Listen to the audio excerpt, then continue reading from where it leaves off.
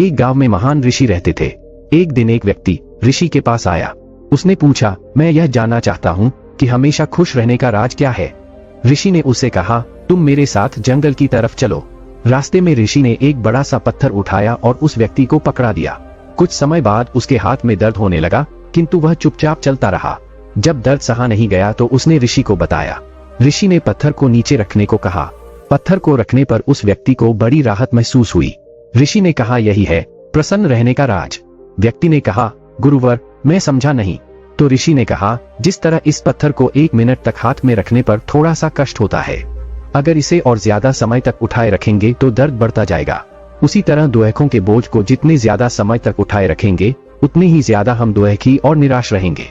अगर तुम खुश रहना चाहते हो तो दुख को शीघ्र नीचे रखना सीख लो और हो सके तो उसे उठाओ ही नहीं।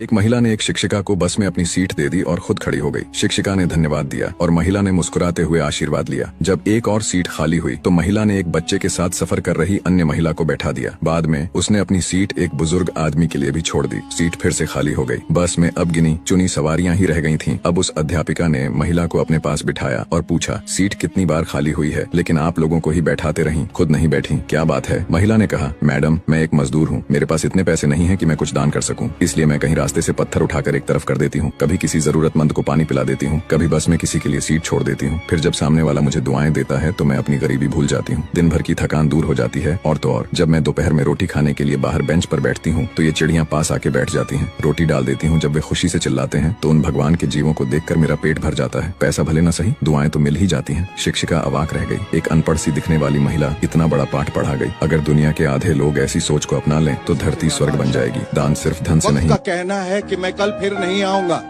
मुझे खुद नहीं पता है कि तुझे हंसाऊंगा या रुलाऊंगा। जीना है तो बस इस पल को जी ले, क्योंकि मैं किसी भी हाल में इस पल को अगले पल तक रोक नहीं पाऊंगा। रवि एक छोटे से गांव का गरीब लड़का था, लेकिन उसके सपने बड़े थे।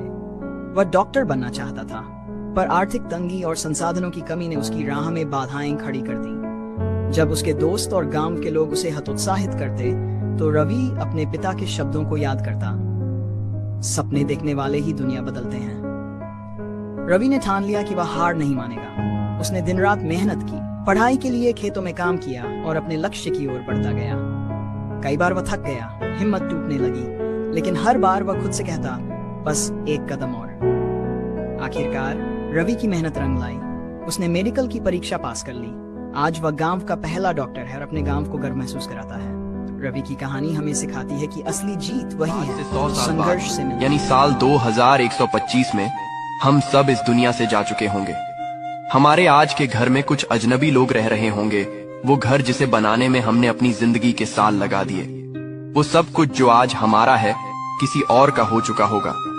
जिन चीजों से हमें लगाव है वो या तो बिखर चुकी होंगी, फेंक दी गई होंगी या खत्म हो चुकी होंगी। वो महंगी कार जिसे खरीदते वक्त हम खुशी से झूम उठे थे, शायद किसी स्क्रैप यार्ड में कब की कट चुकी होगी। आने वाली पीढ़ी को हमारे नाम के अलावा हमारे बारे में कुछ भी नहीं पता होगा और कुछ सालों बाद शायद वो नाम भी भुला दिया जाएगा। कुछ वक्त तक हमारी तस्वीरें संभाल कर रखी जाएंगी, फिर वो भी कबाड़ बन जाएंगी। अगर हम थोड़ा ठहर कर इन बातों को सोचें तो समझ आएगा कि जिन चीजों के पीछे हम भाग रहे हैं, जिन बातों ने हमारे दिमाग का 95% हिस्सा घेर रखा है, उनका असल में कोई मतलब ही नहीं है। इसीलिए अगर कोई बात या कोई चीज आज से 5 साल बाद ना आपको खुशी देगी ना गम, तो उसे छोड़ दीजिए और वही कीजिए जो हमेशा के लिए मायने रखे।